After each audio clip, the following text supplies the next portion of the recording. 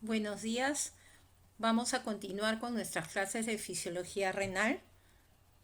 En esta vez vamos a empezar ya la parte de anatomía renal y funciones de riñón.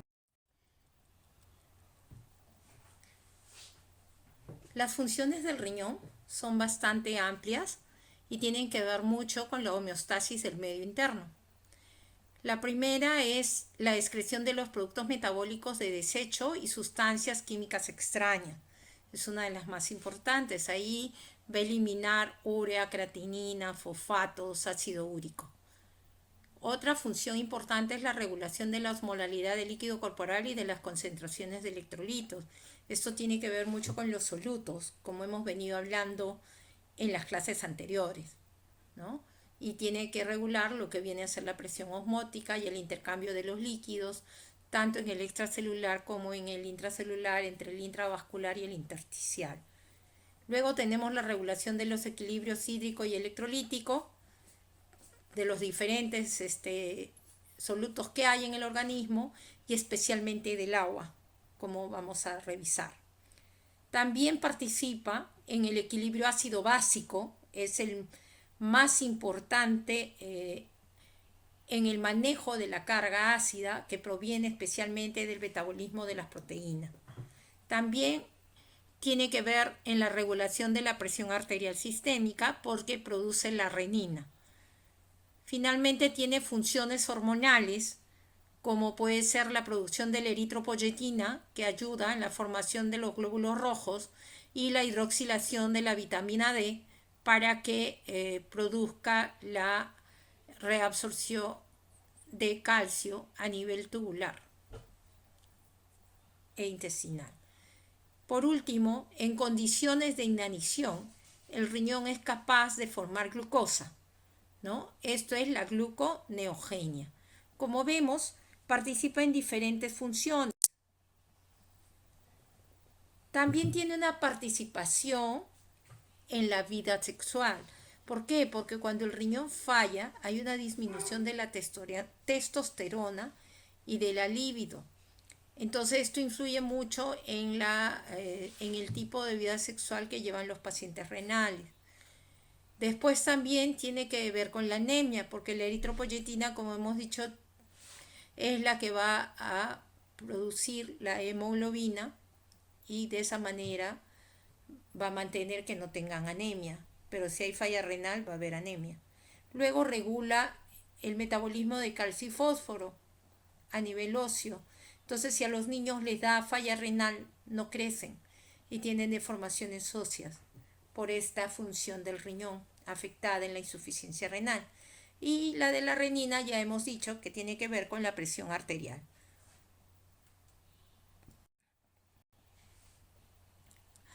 Rápidamente revisaremos la anatomía renal, que ya deben haberla visto ustedes en otro ciclo. Como ven ustedes en la foto, hay dos riñones, un derecho y un izquierdo. El derecho está ubicado en forma más descendida por su relación con el hígado. Normalmente los riñones son órganos retroperitoneales, están ubicados en la fosa renal entre la dorsal 12 y la lumbar 3. Su peso aproximado es 150 gramos y representa el 2% del peso corporal. Su tamaño suele depender del tamaño de la persona también, pero se considera que puede estar entre 10 a 12 centímetros de largo, 5 a 6 centímetros de ancho y 2 a 3 centímetros de espesor. Tiene forma de frijol o de habichuela y tiene la muesca central en la cara medial por donde va a salir o va a ingresar el hilio renal. Aquí vemos en conjunto todo el sistema urinario constituido por los dos riñones, tiene las cápsulas suprarrenales en la parte superior, lo que está de gris vienen a ser las pelvis renales que van a desembocar en la vejiga, ¿no? En la vejiga urinaria y finalmente por la uretra van a eliminar la orina.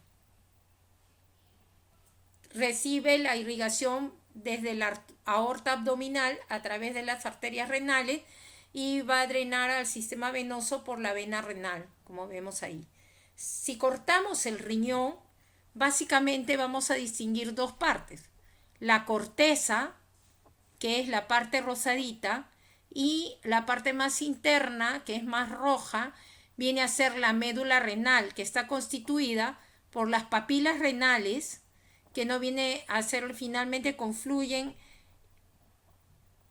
a la desembocadura de los cálices menores a través de las pirámides, ¿no? De la parte final de las pirámides, como vemos acá, ¿no?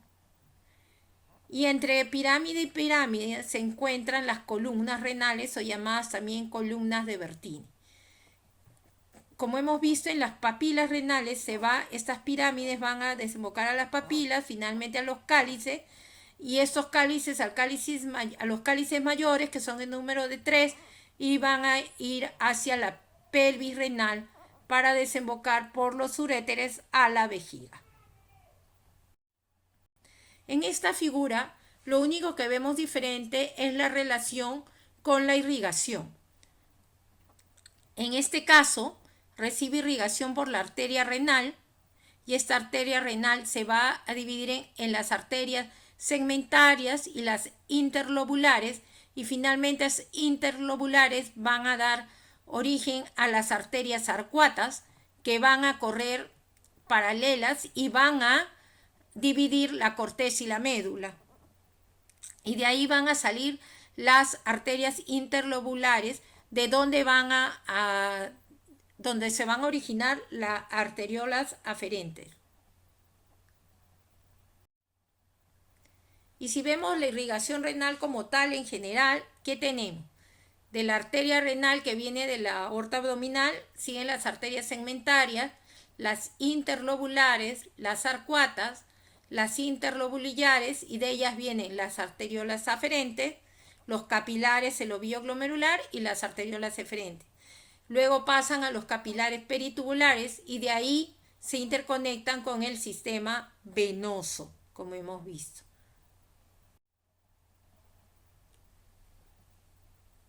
Ahora vamos a hablar de la unidad funcional del riñón, que viene a ser la nefrona.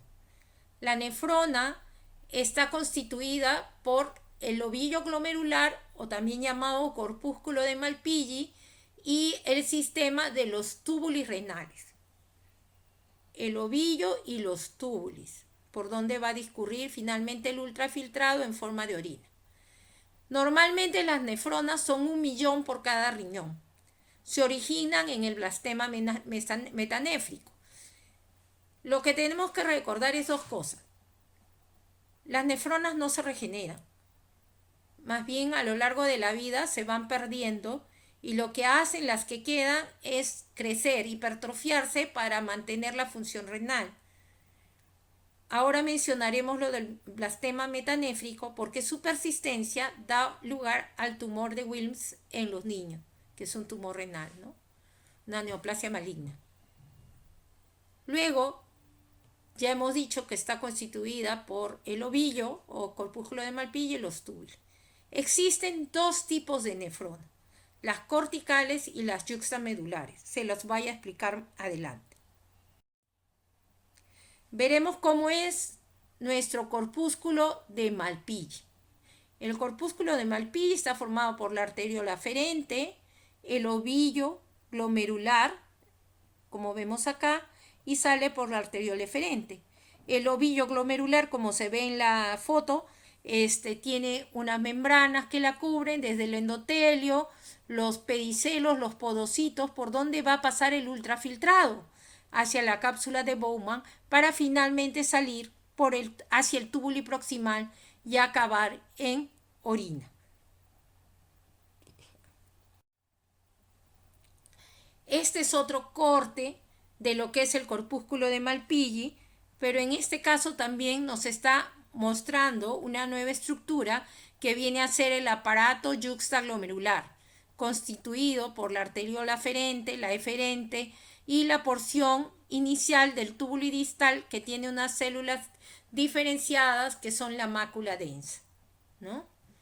Eso especialmente. Y acá lo que vemos en los capilares glomerulares es la representación de la membrana de filtración, ¿no? Acá está la membrana de filtración y también vemos las células mesangiales, que son el tejido de sostén del corpúsculo de Malpighi. Aquí estamos viendo la fotografía, la microscopía de luz de un corpúsculo de Malpighi, que nos permite ver también el aparato yuxtaglomerular con las células de la mácula densa. Igual, esta es una representación de lo mismo. Finalmente vamos a hablar de las nefronas corticales y yuxtamedulares. La figura nos está mostrando, las nefronas corticales son las más externas. Tienen asas de Henle cortas que llegan solo a la zona externa de la médula renal y básicamente se van a encargar de la reabsorción de los solutos. Esta zona, la corteza, recibe el 90% de la irrigación. Por otro lado, las nefronas yuxtamedulares van a empezar en la parte más profunda de la corteza, ahí se va a ubicar su corpúsculo de Malpighi, y sus asas de Henle van a ser asas muy largas. Van a llegar a la parte interna de la médula renal. Esta diferenciación anatómica les permite cumplir con formar orina hiperosmótica. Entonces, y además, esta zona solo va a recibir el 10% del flujo sanguíneo, mientras la corteza recibe el 90%. Es decir, esta zona es con poco consumo de oxígeno. Pero como les mencionaba en alguna de las láminas, no está sola, no está en el aire en los corpúsculos de Malpighi o el ovío glomerular. Está sostenida por las células mesangiales. Estas células mesangiales tienen filamentos de actina y miosina que van a tener una función contráctil y van a tener que ver un poco en el coeficiente de ultrafiltración cuando hablemos de la tasa de filtración glomerular. Además tienen una función fagocítica. Van a limpiar, digamos, ¿no?, de sustancias de desecho a través de esta fagocitosis. También tienen la propiedad de producir síntesis y degradación de la matriz extracelular. Además pueden producir autacoides y factores de crecimiento y pueden actuar de forma autocrina y paracrina a nivel local, a nivel del glomérulo.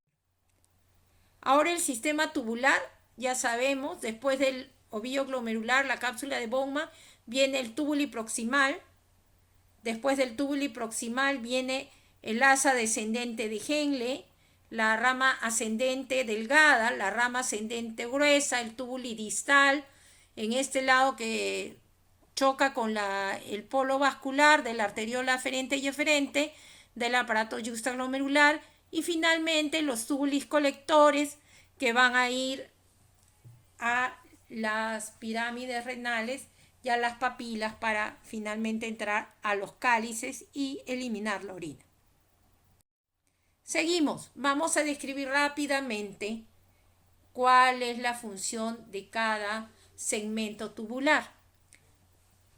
El túbulo proximal se va a encargar de la reabsorción activa de los solutos filtrados, de muchos de ellos en el 100%, como los aminoácidos y la glucosa, y especialmente las nefronas corticales. Luego viene el asa de Henle, que ya sabemos que tiene una rama descendente y ascendente. Aquí ellos juegan un rol en el control del volumen urinario y en el líquido corporal, ¿no?, como ya veremos más adelante. El túbulo distal va a hacer la reabsorción selectiva de sodio y acidificación de la orina, especialmente por acción de aldosterona. El túbulo colector, bajo la acción de la hormona antidiurética, se va a encargar de la reabsorción del agua. Ahora vamos a ver cómo se va a afectar y qué relación directa tiene la circulación renal con la formación de la orina.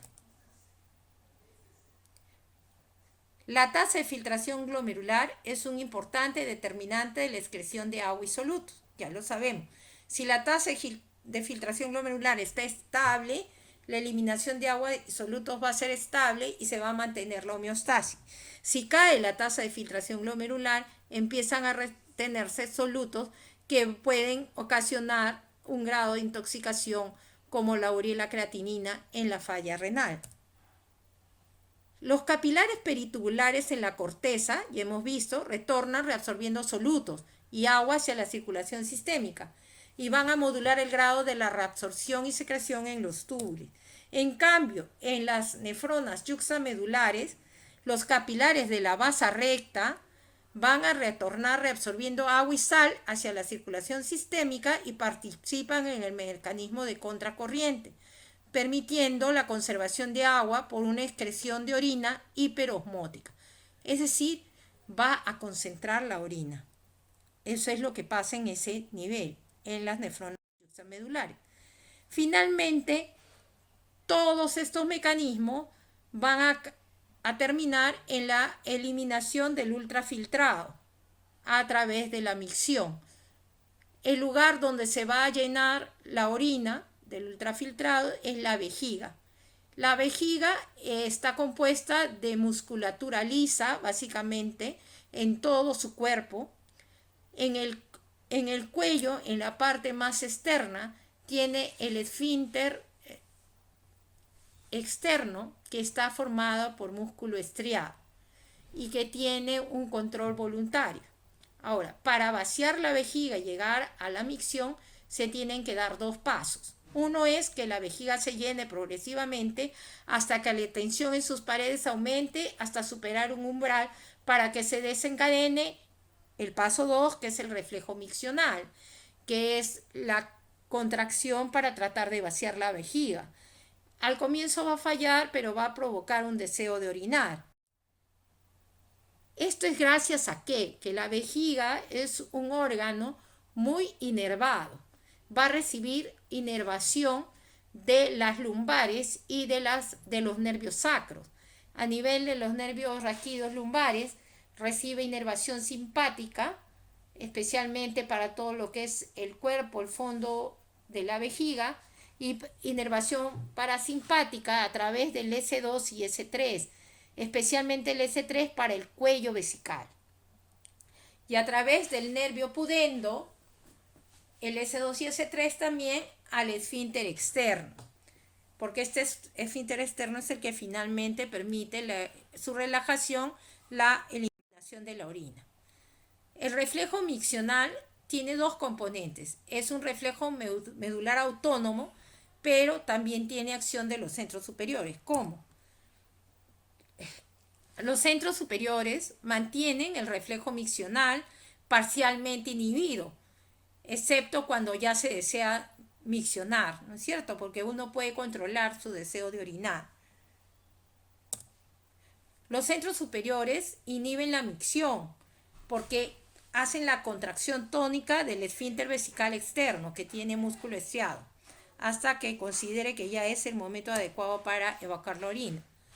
Y 3, cuando es el momento de la micción, los centros corticales pueden facilitar que los centros de la micción sacros ayuden a iniciar el reflejo miccional, y al mismo tiempo, como empieza el reflejo miccional, que son las contracciones del músculo liso para evacuar, hace que se inhiba el esfínter urinario externo para permitir la micción.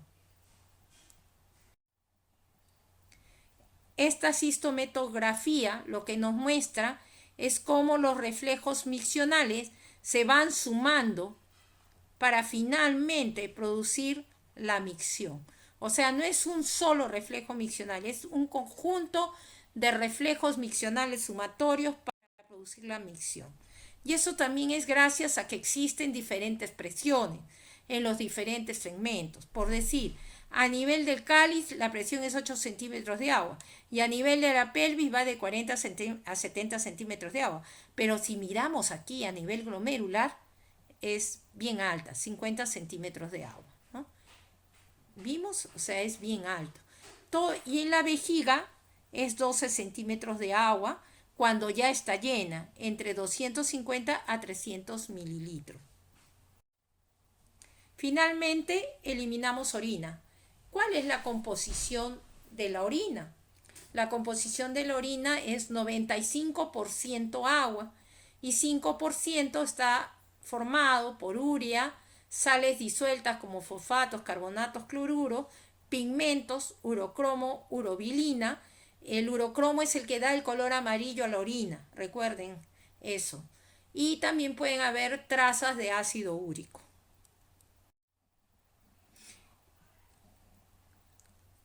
Ahora vamos a ver en detalle cómo es que se produce ese ultrafiltrado.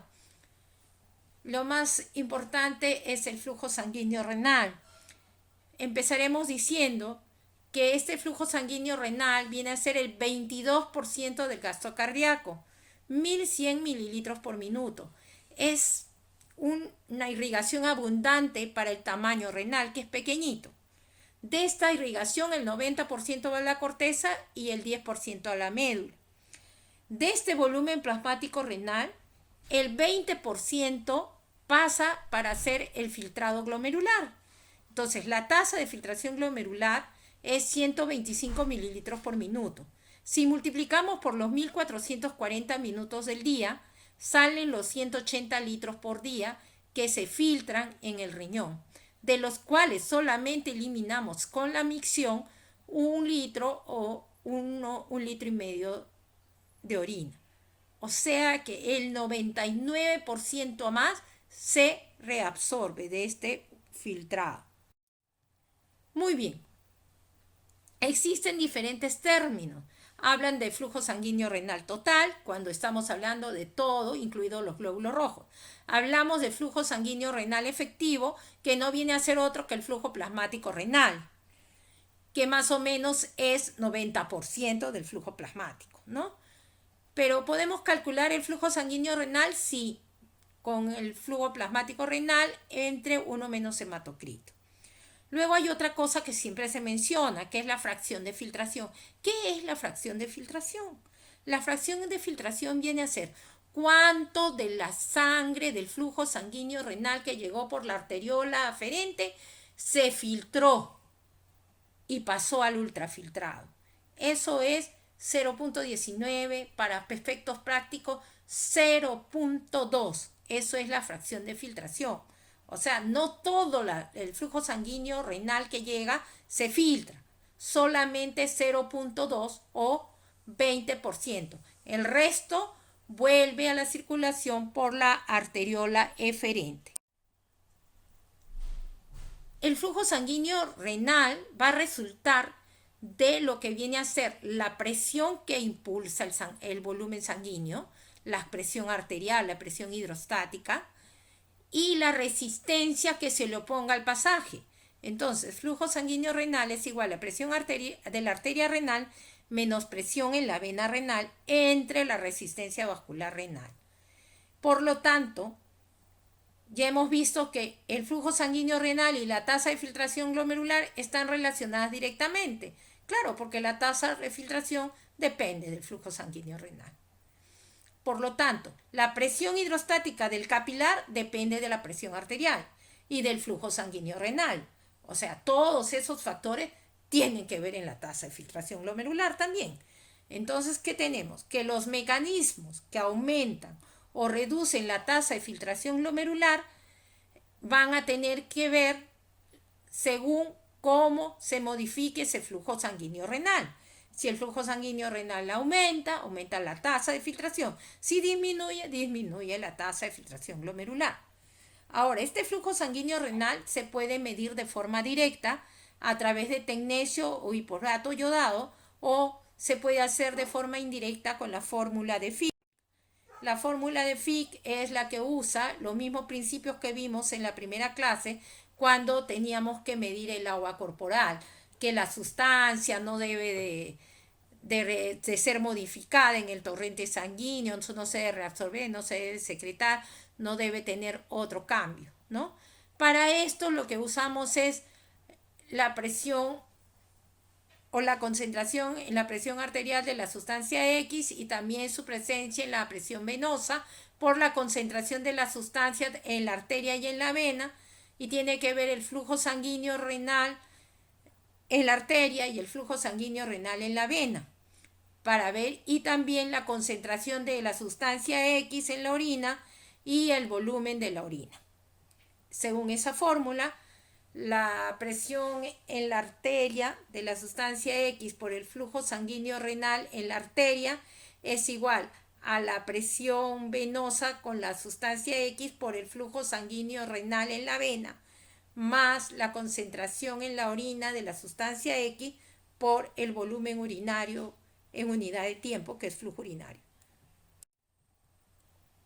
Ahora rápidamente vamos a hablar de los determinantes del flujo sanguíneo renal. Ya hemos visto que tiene que ver mucho la gradiente de presión. Entonces, si la presión arterial, por decir, disminuye, en teoría va a afectar al flujo sanguíneo renal y a la tasa de filtración glomerular. Pero estos cambios no se ven tan bruscamente. Y estos cambios no se notan porque existen mecanismos que protegen a este flujo sanguíneo renal y a la tasa de filtración glomerular. Uno de ellos es la autorregulación. La autorregulación que, según la hipótesis, tiene una respuesta miógena de las resistencias vasculares en la arteriola aferente y eferente, y el feedback o la retroalimentación túbulo-glomerular.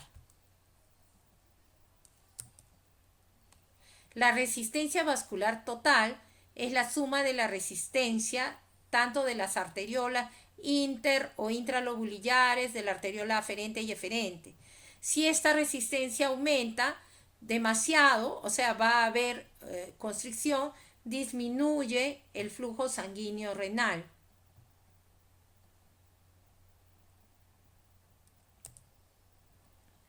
Ahora, los factores nerviosos también van a influir, porque según su inervación simpática o dopaminérgica, van a ser capaces de producir vasoconstricción, o sea, aumento de la resistencia o disminución de la resistencia de las arteriolas, aferente y eferente. También intervienen factores humorales. Los sistémicos, catecolaminas, angiotensina 2 y vasopresina, y a nivel local prostanoides, óxido nítrico, bradequinina y endotelina 1. Aquí tenemos un gráfico de lo que sería las resistencias vasculares, básicamente para mostrar que a nivel de las arteriolas aferentes y eferentes es donde más resistencia vascular hay, especialmente en la eferente, que llega a ser aproximadamente 43 milímetros de mercurio, y a nivel de la aferente 26. Y también es importante a nivel de los capilares peritubulares, porque se tienen que producir la reabsorción y la secreción de solutos y agua. Muy bien, este gráfico nos muestra más directamente qué es lo que sucede. Si ustedes ven, en la figura A se tiene la activación del simpático. Eso es, ¿qué quiere decir? Que la arteriola aferente se va a constreñir o va a aumentar su resistencia. Cuando esto pasa, cae la presión del capilar glomerular y esto se traduce en una disminución de la tasa de filtración glomerular. En la figura B, ahora la que va a aumentar su resistencia es la arteriola eferente, especialmente bajo la acción de renina, angiotensina, aldosterona. Cuando esto sucede, hay un aumento de la presión del capilar glomerular con un aumento de la tasa de filtración glomerular, como vimos, ¿no? Ahora, por el otro lado, ¿qué vamos a ver? Vamos a ver que viene el flujo sanguíneo renal, pero la arteriola eferente se dilata en extremo. Esto finalmente va a producir una caída en la presión del capilar glomerular y esto va a ocasionar una caída en la tasa de filtración glomerular. En la figura D tenemos que el flujo sanguíneo renal ha disminuido y la respuesta es que disminuya la resistencia de la arteriola aferente, es decir, se va a dilatar para permitir más ingreso de sangre. Esto va a aumentar la presión del capilar glomerular y se va a traducir en un incremento de la tasa de filtración glomerular, como muestra la figura D. Esta regulación también tiene que ver con hormonas yautacoides Y por un lado tenemos que la noradrenalina, la adrenalina y la endotelina disminuyen el efecto sobre el filtrado glomerular y el óxido nítrico y las prostaglandinas la aumentan. La angiotensina 2 está en esa flecha, ¿por qué? Porque en un primer momento, cuando el estímulo es medio, lo que va a haber como respuesta es un incremento de la resistencia de la arteriola eferente con preservación de la tasa de filtración glomerular, va a impedir que caiga. Pero si este estímulo se vuelve extremo, severo, finalmente este mecanismo va a ser vencido y se producirá la caída de la tasa de filtración glomerular. Entonces, ya hemos venido hablando, vamos resumiendo. ¿Cómo son estos mecanismos reguladores? Primero tenemos la respuesta miogénica vascular renal, que tiene que ver con las resistencias, ¿verdad? Y esto básicamente lo vamos a describir en adelante con la autorregulación. Luego viene el sistema de retroalimentación tubuliglomerular. Aquí interviene la mácula densa, que justamente cuando hay una disminución del flujo sanguíneo renal, disminuye la resistencia en la arteriola aferente. También esta disminución en la arteriola aferente va a hacer que llegue menos cantidad de cloruro de sodio al aparato yuxtaglomerular y se libere la renina, que a su vez estimula la angiotensina para que en el hígado se vuelva angiotensina 1, luego en el pulmón angiotensina 2 y finalmente produzca un aumento en la resistencia en la arteriola eferente para mantener la tasa de filtración glomerular. Ese sistema renina-angiotensina incluso van a estimular aldosterona para la reabsorción puntual del sodio en el túbulo distal. Luego tenemos el sistema quinina-calicreína, que básicamente son menores, pero que también tienen que ver con el aumento de la resistencia y la dilatación. Luego tenemos prostaglandinas vasodilatadoras, endotelinas y óxido nítrico, que también tienen que ver con la regulación. Y tenemos la actividad neural de las terminaciones nerviosas renales, que van a producir vasoconstricción o aumento de la resistencia o disminución de la resistencia vascular renal. Y aquí está el famoso mecanismo de la autorregulación. ¿Qué es este mecanismo? Este mecanismo nos dice que así hayan incrementos de presión arterial hasta 180 milímetros de mercurio o descensos por debajo de 80 milímetros de mercurio, el flujo sanguíneo renal y la tasa de filtración glomerular van a permanecer estable gracias a estos reflejos miogénicos de la vasculatura de la arteriola aferente y eferente. O sea, cambios en la presión arterial en el rango de 80 milímetros y 180 milímetros de mercurio no van a afectar la tasa de filtración glomerular por el mecanismo de la autorregulación. Ahora vamos a ver cómo funcionan ambos. ¿Qué pasa cuando cae la presión arterial? Cuando cae la presión arterial hay una caída de la presión hidrostática del capilar glomerular. Esto finalmente se traduce en disminución de la tasa de filtración glomerular. O sea, le está llegando menos sangre, menos volumen sanguíneo. Por lo tanto, llega menos cloruro de sodio a la mácula densa. Sensa que tiene menos. ¿Y qué hace la mácula densa? Agarra y le dice a la arteriola aferente, dilátate, disminuye la resistencia de la arteriola aferente, por un lado. Por otro lado, agarra y le dice a la célula yuxtaglomerular del aparato yuxtaglomerular, de la cual es parte la mácula densa, le dice produce renina. ¿Para qué? Para que finalmente haya angiotensina 2. ¿Para qué? Para aumentar la resistencia de la arteriola eferente. ¿Para qué? Para mejorar la presión hidrostática del capilar glomerular y mejorar la tasa de filtración glomerular. Por otro lado, cuando disminuye el aporte de cloruro de sodio en la mácula densa, se produce una reabsorción proximal del cloruro de sodio, pero no solo proximal, porque la renina-angiotensina aldosterona también va a haber activado a nivel del túbulo distal y cortical para la reabsorción de sodio. De esa manera van a preservar la tasa de filtración glomerular y el flujo sanguíneo renal. Es lo mismo que les decía. Bajo estrés moderado funciona bien lo de la renina-angiotensina, ¿no? Se va a producir una disminución de la resistencia de la arteriola aferente para tratar de conservar la tasa de filtración glomerular.